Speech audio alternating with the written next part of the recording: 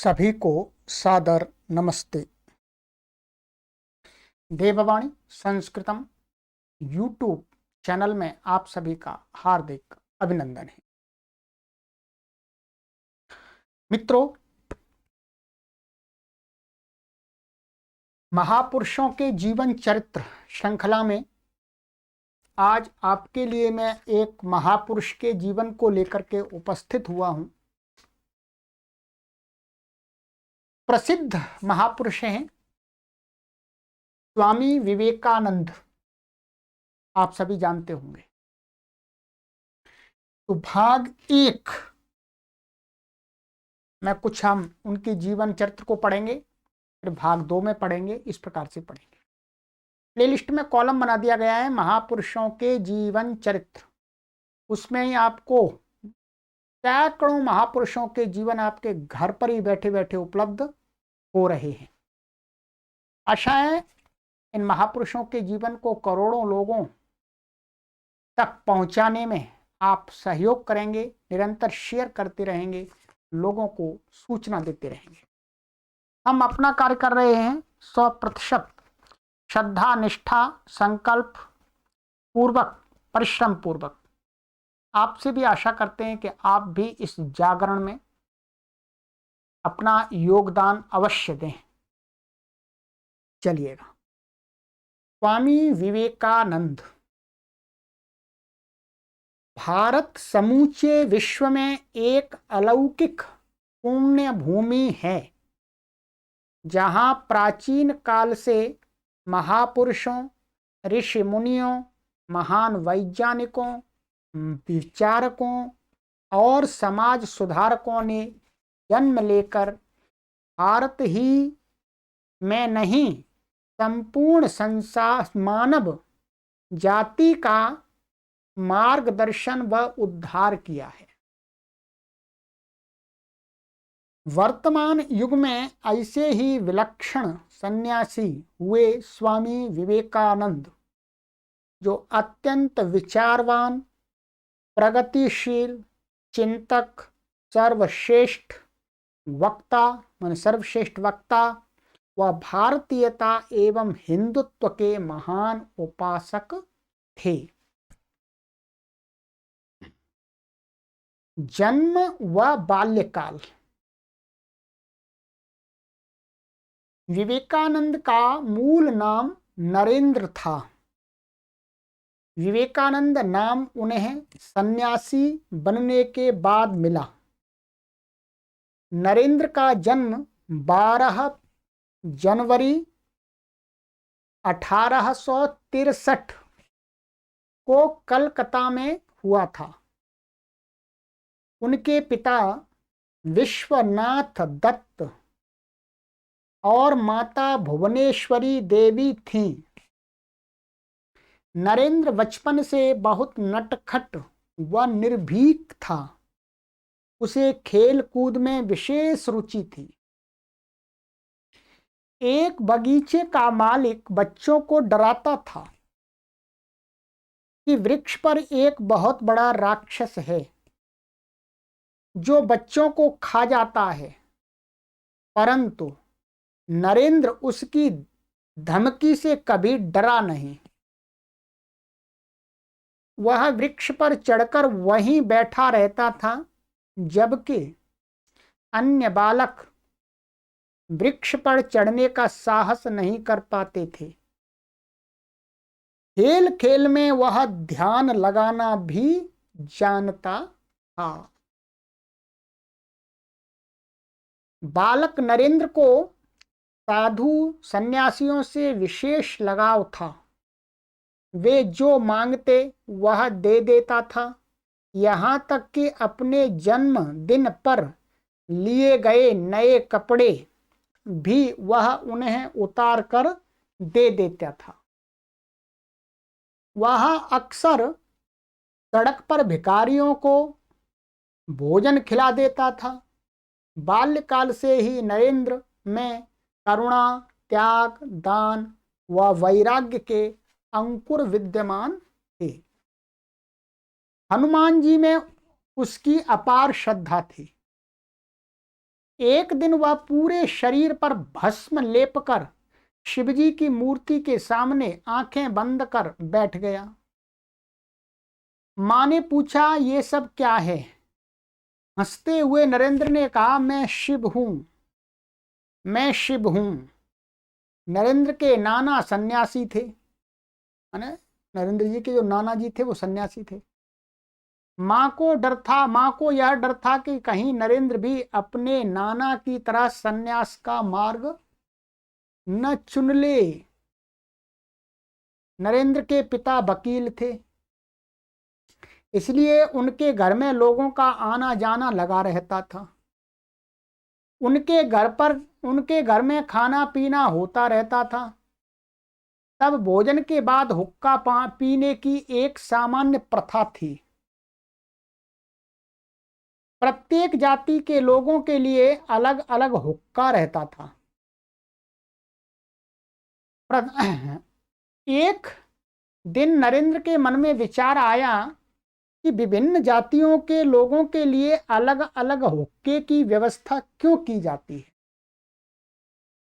बालक नरेंद्र अत्यंत जिज्ञासु, संवेदनशील व बुद्धिमान था।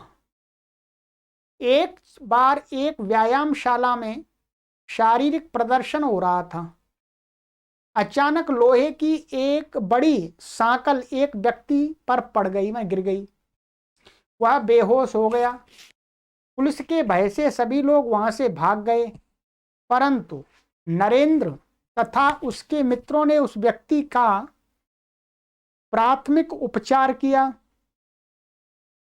डॉक्टर को बुलाकर उसकी चिकित्सा करवाई तथा चंदा इकट्ठा कर उसको पैसा देकर घर भिजवाया। एक बार उसने घोड़ा गाड़ी के नीचे दबे एक व्यक्ति को निकालकर उसके प्राण बचाए। एक बार तेज बुखार से पीड़ित एक अपरिचित बालक का उपचार कराकर उसे घर पहुंचाया। नरेंद्र सभी परिस्थितियों में बिल्कुल सामान्य रहता था तथा वह जरा भी विचलित अथवा भयभीत नहीं होता था। नरेंद्र खेलकूद की तरह पढ़ाई में भी मेधावी था। उसकी ग्रहण शक्ति व एकाग्रता अद्भुत थी। माता पिता से प्राप्त संस्कार। जब कभी समय मिलता नरेंद्र के पिता विश्वनाथ दत्त उसे प्रेरक प्रसंग सुनाते थे। वे उसे बताते थे कि यदि हम सत्य तथा धर्म का पालन करते हैं तो हमें किसी से डरने की आवश्यकता नहीं होती है। व्यक्ति को अपना आत्मसम्मान व विश्वास कभी नहीं छोड़ना चाहिए। अहंकार व द्वेष से मुक्त रहकर मानव कल्याण व देश प्रेम को ही जीवन का मूल मंत्र बनाना चाहिए। वे कहा करते थे कि विदेशी हमारे राष्ट्र को दास बना सकते हैं, परंतु वे हमारी शाश्वत व महान प्राचीन संस्कृति को नहीं छीन सकते हैं। मां भुवनेश्वरी देवी उसे रामायण महाभारत की कथाएं व वीर गाथाएं सुनाया करती थी। नरेंद्र बड़ी एकाग्रता से उन्हें सुनता था। नरेंद्र बहुत अच्छे गायक भी थे। देश प्रेम पूर्ण व भक्ति गीतों को गाते समय उनके मुख पर दिव्य तेज प्रकट होता था। नरेंद्र को माताजी से अगाध प्रेम था। उनका मानना था कि जगत में मां के समान कोई त्यागी नहीं। मात्र घर में ही नहीं, समाज में भी उसे सर्वोच्च स्थान प्राप्त होना चाहिए। नरेंद्र एक स्पष्ट चिंतक व वक्ता थे। अपने मन में उठे प्रश्नों को वे निस्संकोच अपने पिता से पूछते थे। एक बार उन्होंने पिता से पूछा, हम अपने घर पर आए सभी लोगों की इतनी लगन से सेवा क्यों करते हैं? पिता ने कहा, बेटा यह अतिथि सत्कार है। नरेंद्र, अतिथि सत्कार तो श्रेयस्कर हैं, परंतु क्या आलसी लोगों को खिलाना पिलाना ठीक है? भोजन के बाद उन्हें बीड़ी सिगरेट हुक्का देना क्या उचित है? पिता उत्तर देते, बेटा उन लोगों का दुख तुझे मालूम नहीं। आदर सम्मान देने से कुछ क्षणों के लिए वे अपने कष्ट भूल जाते हैं। लोक व्यवहार कह सकते हैं। लोक व्यवहार में इस प्रकार की बातें भी कभी कभी करनी पड़ जाती हैं।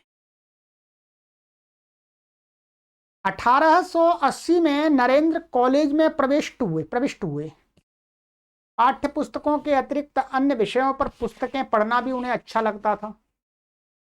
सृष्टि की गूढ़ता को समझने में उन्हें विशेष रुचि थी। संसार कैसे बना है, क्यों बना है, ऐसा क्यों बना है, वैसा क्यों नहीं बना, इत्यादि। विज्ञान के साथ साथ वे पाश्चात्य तत्व ज्ञान के ग्रंथों का भी अध्ययन करते थे। विभिन्न विषयों पर उनकी जानकारी व तर्क शक्ति अद्वितीय थी। गुरु के पास श्री रामकृष्ण बहुत बड़े विद्वान नहीं थे, परंतु वे काली माता के अनन्य भक्त थे।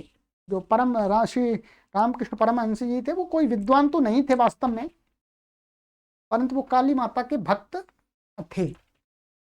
सभी लोग जानते थे कि उन पर मां भगवती की विशेष कृपा है। एक बार नरेंद्र भी अपने मित्रों के साथ उनसे मिलने गए।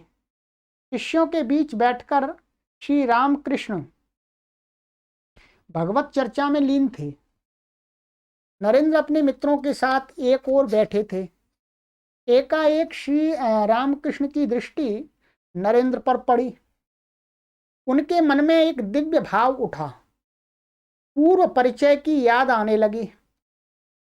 कुछ समय तक वे नरेंद्र के आकर्षक व्यक्तित्व को स्तब्ध होकर देखते रहे। एकाएक उन्होंने पूछा, क्या तुम गा सकते हो? नरेंद्र ने अपने मधुर कंठ से एक दो बांग्ला गीत गाकर सुनाए। गीत सुनते सुनते श्री रामकृष्ण परमहंस भाव विभोर हो गए। वे नरेंद्र का हाथ पकड़कर उसे अलग कमरे में ले गए। वहां पर वात्सल्य से उनके सिर पर हाथ फेरा और भावुक होकर के पूछा, बेटा तूने यहां आने में इतनी देरी क्यों कर दी? मैं तुम्हारी राह देखते देखते थक गया था। तुम असामान्य हो। तुम असामान्य माने विशेष हो। नर के रूप में तुम नारायण हो।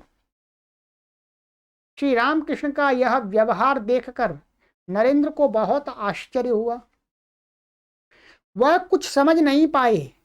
रामकृष्ण गिड़गिड़ाने लगे, तुम पुनः शीघ्र आओगे, ऐसा आश्वासन दो। उनसे शीघ्र छुटकारा पाने के लिए नरेंद्र ने बस हाँ कह दिया। भाई यहाँ पे कहीं झंझट ना पड़ जाए, बोल दो जी, ठीक है, आ जाएंगे दोबारा। श्री रामकृष्ण की बात पूरी होने पर नरेंद्र ने उनसे पूछा, क्या आपने ईश्वर को देखा है? श्री रामकृष्ण, हाँ देखा है। जैसे मैं तुझे देख रहा हूं वैसे ही मैंने ईश्वर को भी देखा है। उनसे बातचीत भी की है। तुझे भी दिखा सकता हूं।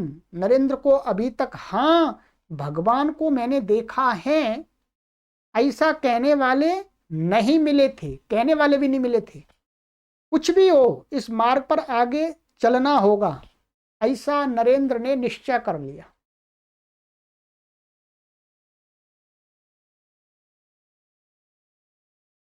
एक माह के बाद नरेंद्र अकेले ही दक्षिणेश्वर गए। श्री रामकृष्ण अपने कमरे में अकेले बैठे थे। नरेंद्र को देखकर उन्हें अपार प्रसन्नता हुई। उन्होंने उसे अपने पास खींचकर बिठा लिया। आजा बेटा, इधर आजा। गुरु शिष्य अनूठा आकर्षण ये बिंदु है। समय बीतने के साथ राम, कृष्ण और नरेंद्र में परस्पर आत्मीयता बढ़ने लगी।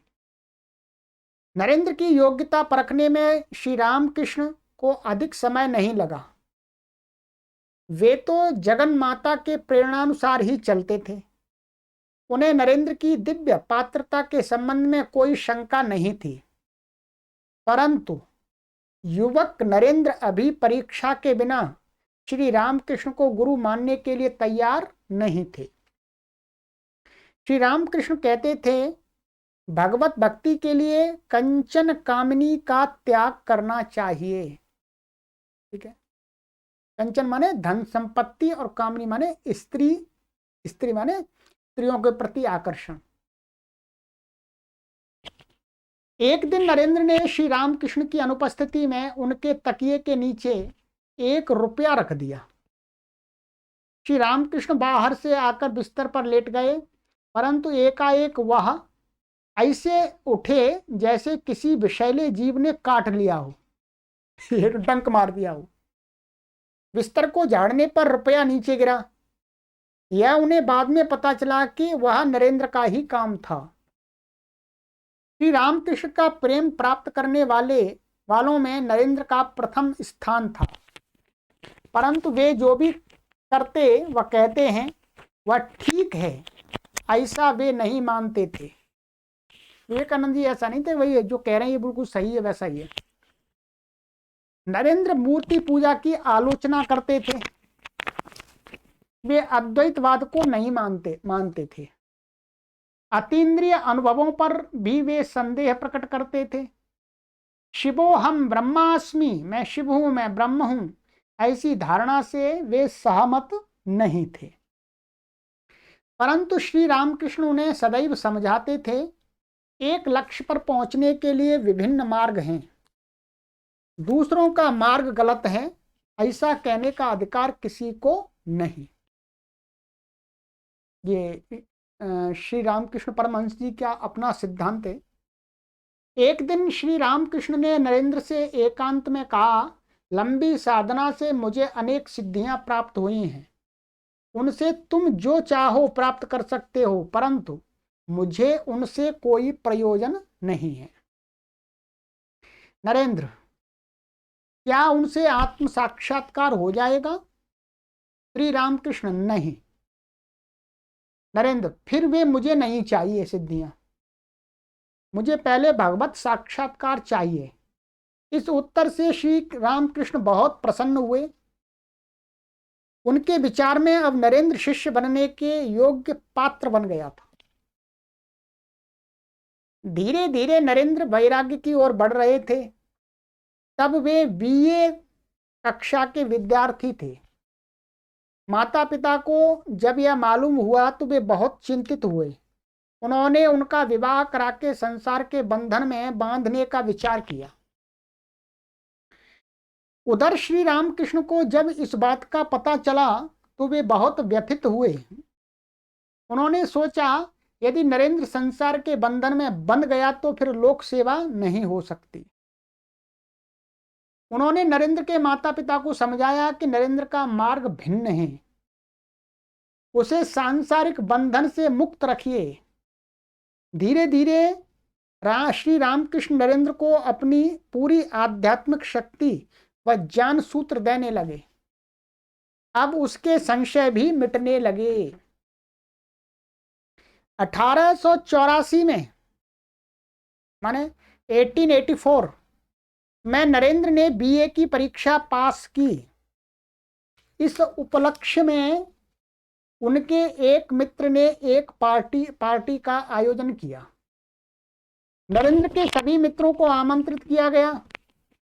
इस समारोह में नरेंद्र का गायन चल ही रहा था कि अचानक उनके पिता की मृत्यु का दुखद समाचार मिला। पिता की मृत्यु के पश्चात उनके परिवार को गंभीर संकट का सामना करना पड़ा।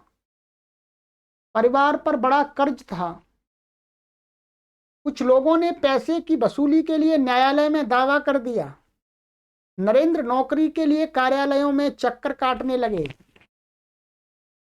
परिवार का निर्वाह नहीं हो पा रहा था। यहां तक कि नरेंद्र कई बार उपवास भी करता था। नियमित भोजन न करने से उसका स्वास्थ्य गिरने लगा। एक के बाद एक विपत्ति आने पर भी ईश्वर के प्रति उनकी श्रद्धा कम नहीं हुई। श्री रामकृष्ण उसे सांत्वना देते थे, तुम्हारा जन्म जगत माता के काम के लिए और लोक कल्याण के लिए हुआ है। तुम हिम्मत न छोड़ो, सब ठीक हो जाएगा।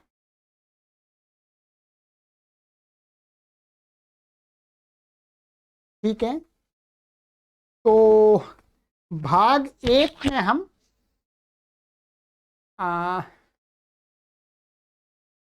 चलिएगा एक बिंदु और पढ़ते हैं, फिर नया प्रकरण चालू होगा।